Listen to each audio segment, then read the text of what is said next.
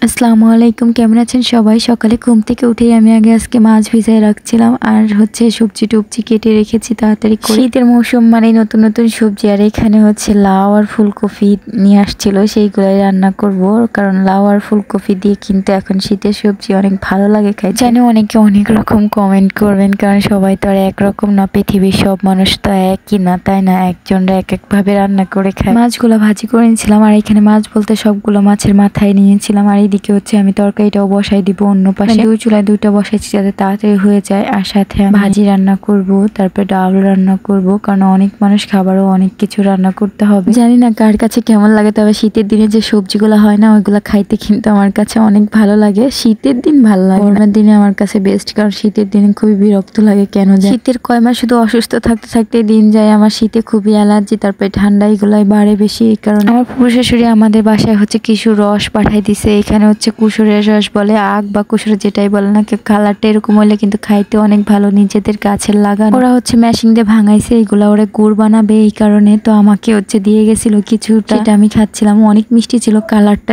যেরকমই হোক না কেন। আর অন্যদিকে আমি পুঁই শাক গাছের জাংলা দিচ্ছিলাম। এর আগে আপনারা দেখছিলেন ঘরের ওইখানে একটা পুঁই শাক গাছ ছিল, এটা উঠায় আবার এইখানে আনছি, এইখানে লাগাইছি, এইখানে একটা জাংলা দিচ্ছিলাম। এই পুঁই শাক গাছটা যে কয় জায়গা থেকে কয় জায়গায় নিলাম আর কয় জায়গায় লাগাইলাম, এর যে কি অবস্থা, হাল অবস্থা হয়েছে। তাই এক সপ্তাহের মধ্যে এরকম লাগায় ফেলাই রাখছিলাম, তারপর মারা যায় নাই, মানে বেঁচে আছে। তখন ভাবলাম যে না, তাহলে একটু যত্ন করাই যায়, দেখা যাক লাস্ট পর্যন্ত কি হয়। আর এগুলো অবশ্যই আপনারা চিনতে পারতেছেন না, অনেকে হয়তো চিনতেও পারবেন না। এটা তালের যে শ্বাস হয়, মানে লাস্টে তাল খাওয়ার পর যে হাঁটিগুলা ফেলে রাখা হয়, সেইগুলা থেকে আবার শ্বাস হয়। এগুলো এক জায়গায় রেখে দিই আমরা, পরে যে এগুলা শ্বাস হয় এগুলো আবার খাওয়া যায়, এই কারণে এক জায়গায় করে রেখে দিই। তারপর এই টাইমে যখন গাছ হয়ে যায় তখন আমরা উঠাই এগুলা খাই। না আপনারা কেউ খান কিনা, আমরা কিন্তু এগুলা খাইতে কিন্তু অনেক মিষ্টি, তবে অনেক বছর পরে খাইলাম। তারাই জানে যারা গ্রামে বাস করছে ছোট থেকে, তারাই তো এটা চিনেন বা খাইছেন। আমরা কিন্তু ছোট থাকতে অনেক খাইছি এগুলা, এখনো হয়তো খাওয়া হয় না। আমি আসার পরে কিছু